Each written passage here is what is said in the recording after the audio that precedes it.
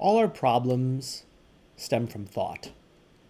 All our dissatisfaction, all our existential angst, all our grief, all our worries, all our regrets, it's all thought. And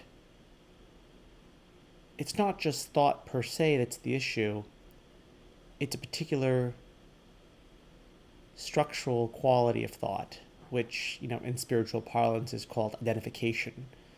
It is that within thought which makes one take it seriously, which believes what it says about the story that it tells, about who you are and what you've done, what's afflicted you, and what's coming in the future, and what has to be desired and what has to be avoided.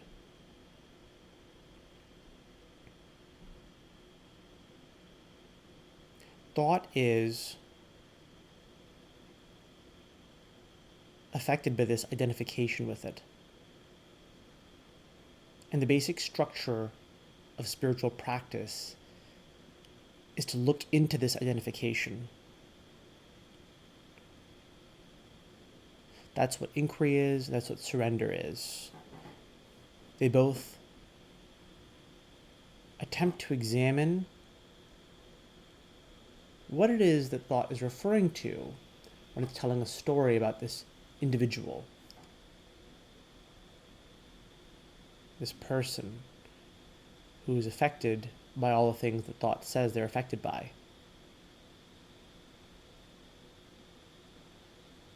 Self-inquiry and surrender go into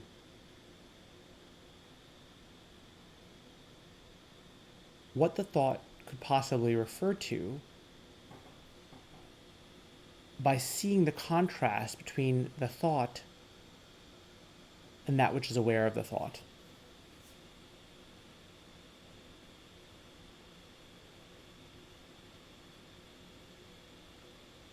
Who is it that takes these thoughts seriously?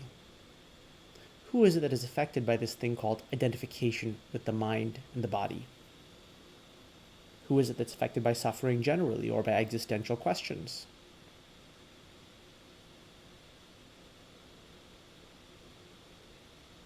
It turns out that when one examines that to whom these various thoughts of suffering and existential questions occur,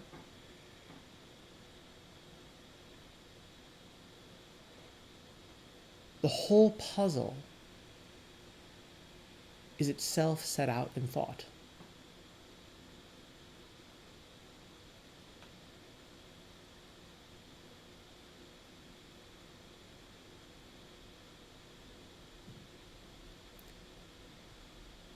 And so to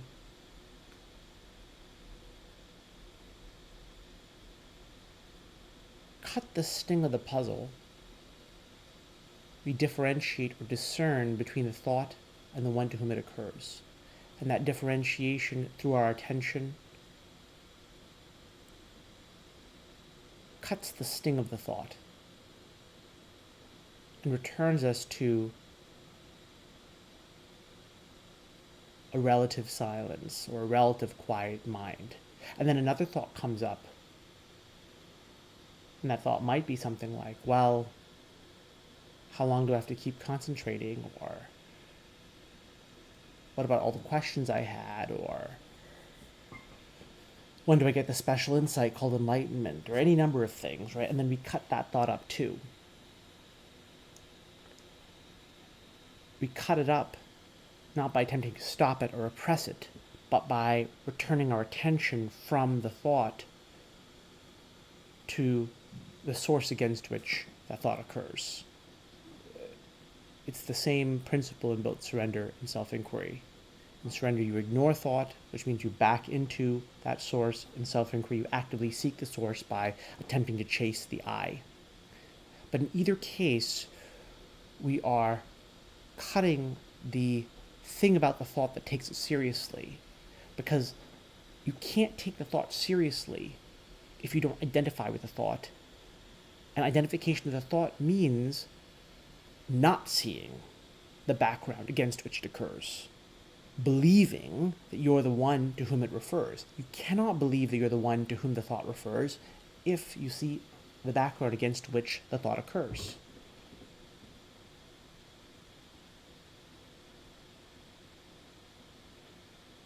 Because discerning that background means you can't take the thought seriously anymore. You don't believe that you are the thought. And then to whom does the thought refer? That's another thought, which you also stop taking seriously by discerning the background against which it occurs. And it turns out all of these issues are all connected in this intricate, recursive, self-referential structure of thought. But who does it all affect? That question, too, is a thought. But when do I get satisfaction of existential questions? Is a thought. And so the practice is to discern again and again and again and again and again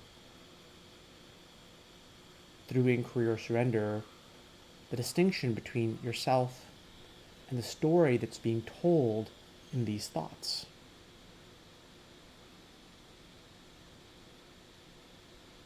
But then who am I if I'm not in these thoughts?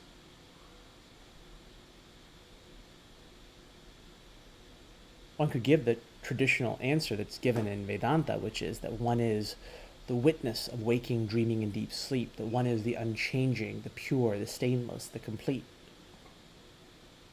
the pure awareness and bliss and being. I mean, it's all true as words. But words aren't sufficient. The real truth is that you are what you are when you aren't thinking. And that what you are when you aren't thinking remains when you are thinking. And the only thing that says it doesn't is a thought.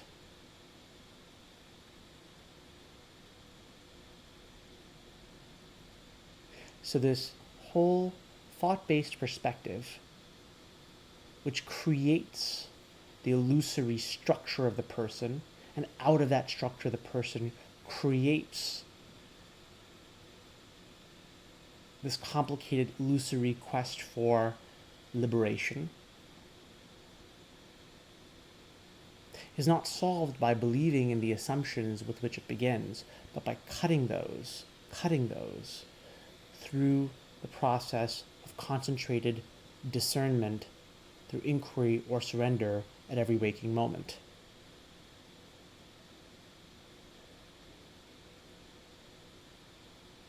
And the silence to which that continuously returns us, where does it go when a thought arises? It doesn't go anywhere.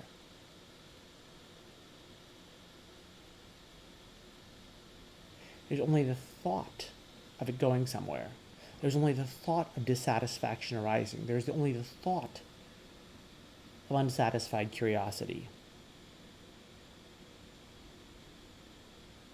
And there's only the thought of those thoughts being taken seriously. There's only the thought of those thoughts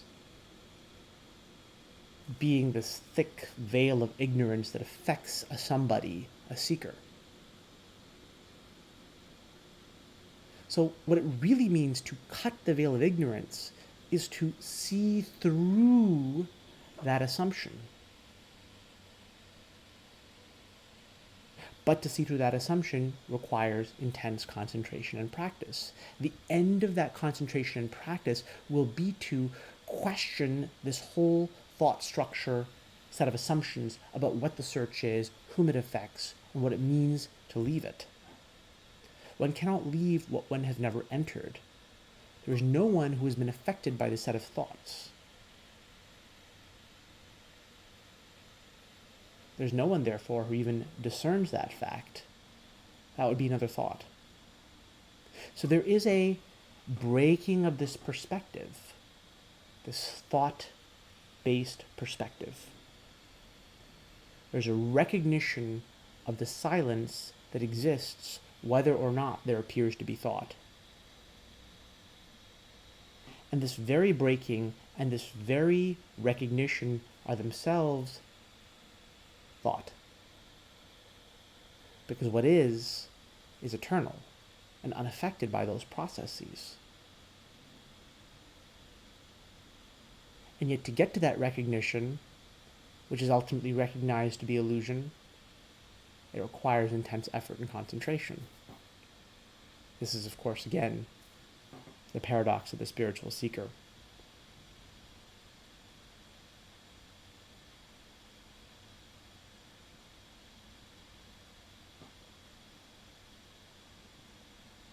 There is no I, and there is no identification outside of thought. There are only thoughts of these things, thoughts that are validated by other thoughts. And these thoughts create endless puzzles, labyrinths, and mazes that cannot be solved.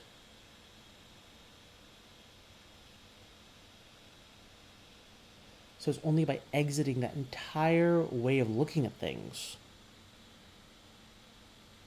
And when you exit the entire way of looking at things through the discernment of those things from the background against which they occur, even the exit is exited from.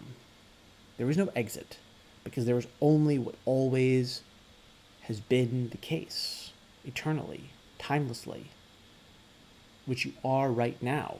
And it is only a thought that says differently, and even that thought doesn't affect anybody.